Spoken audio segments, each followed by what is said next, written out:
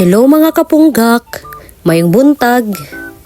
For today's video guys, kay vlogger naman ang tanan. Siyempre, dili po ta magpapildi. Uy, taba! Ang nakanindot bitaw aning mag-vlog no? Kay daghan nga mga tapulan ang nangabuutan. Pareha ani, tanawa. O diba? Grabe na kabuutan. Grabe na kaabdik na manguan, maglimpyo. Pero kung wayay video, na. Asa man taon mo mataog sa Diyo.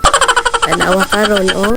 So, magpasalamat ra gihapon tano nga na nauso ang vlogging ko man kay ang mga tao dili na mga tapulan, abtik na mulihok.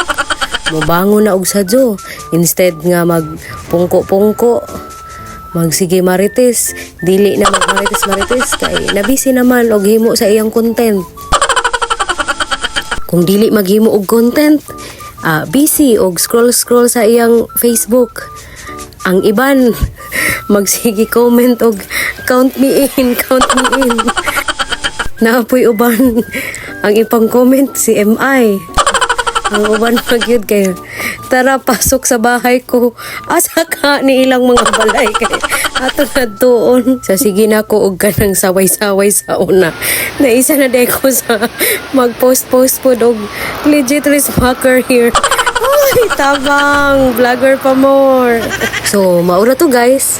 Salamat sa inyong pagtanaw.